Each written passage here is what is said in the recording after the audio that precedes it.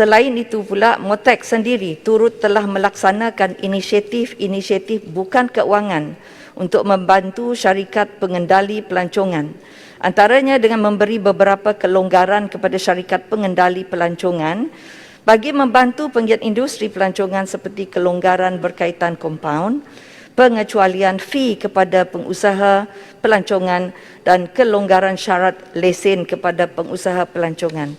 Semua bantuan ini telah memberi manfaat kepada 5,340 syarikat pengendali pelancongan yang berlesen di bawah MOTEC.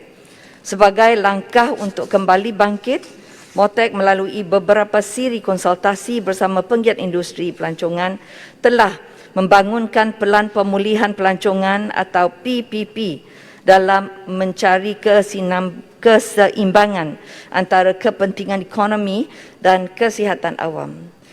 PPP merupakan salah satu usaha berterusan MOTEC dalam mengembalikan keyakinan pelancong terhadap tahap keselamatan di sesuatu destinasi pelancongan selain berusaha untuk memastikan sektor pelancongan negara mampu menjana semula pendapatan secara berterusan selepas pembukaan sektor ini secara berperingkat kelak.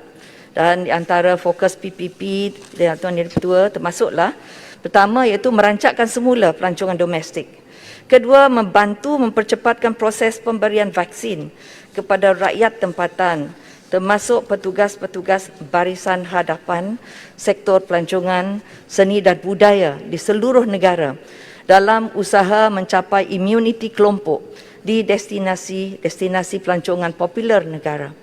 Ketiga, mempergiatkan kempen promosi rindu melancong, jom vaksin dulu, dalam menggalakkan lebih ramai rakyat Malaysia untuk mendaftar di bawah program vaksinasi COVID-19 kebangsaan. Keempat, mengembalikan keyakinan awam untuk melancong dengan mempromosikan Malaysia sebagai destinasi yang selamat, bersih dan sihat. Ini turut dilaksanakan melalui usaha sama MOTEC dengan penggiat industri seperti program pensijilan Clean and Safe Malaysia, program pensijilan Travel Safe and MySafe B Planner. Kelima, memberi keutamaan kepada digitalisasi proses perniagaan menerusi aplikasi teknologi tanpa sentuhan yang selamat dan lancar.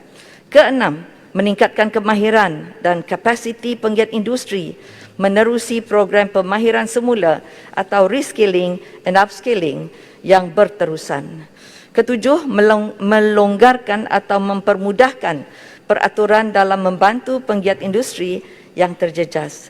Dan kelapan, meneroka potensi membuka semula aktiviti pelancongan antarabangsa yang memfokuskan pada segmen produk pelancongan yang berpaksikan alam semula jadi, kawasan luar bandar dan budaya. Sebagai permulaan, Pulau Langkawi telah dipilih sebagai destinasi rintis gelembung pelancongan bermula 16 September 2021. Sekiranya berjaya, insya-Allah kita doakan ia akan berjaya.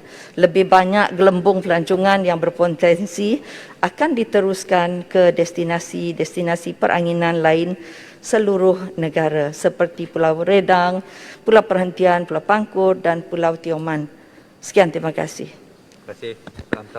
Soalan tambahan pertama Yang Berhormat Teras. Terima kasih.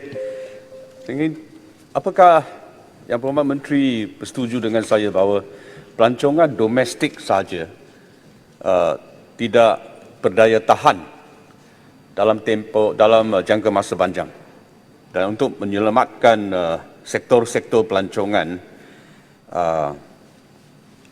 yang telah dihancurkan oleh wabak COVID, apakah persiapan ataupun roadmap yang telah dirancang oleh kementerian untuk menarik kemasukan pelancong antarabangsa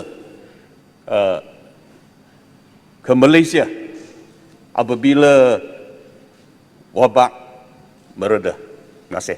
Terima kasih Yang Berhormat Menteri. Terima kasih di atas soalan itu Yang Berhormat. Memang pun kita ada perancangan, cuma kita nak mulakan dengan sebab itu Langkawi dipilih Muhammad. Pertama, Langkawi dia populasi dia memang besar. Lepas itu dia fokus kepada ke tempat itu saja. Kedua, Langkawi juga mempunyai airport untuk antarabangsa, flight-flight daripada antarabangsa. Dan kita telah mengadakan beberapa perbincangan bukan sahaja dengan MOTEC saja tetapi antara agensi. Dan sebab itu Yang Berhormat, apabila Langkawi ini menjadi satu projek yang berjaya, kita akan membukakan interstate travels. Masa ini kita hanya membenarkan intrastate. InsyaAllah interstate travels akan dibenarkan sedikit masa lagi sebab banyak sudah negeri-negeri sudah mencapai tahap sampai ke fasa keempat.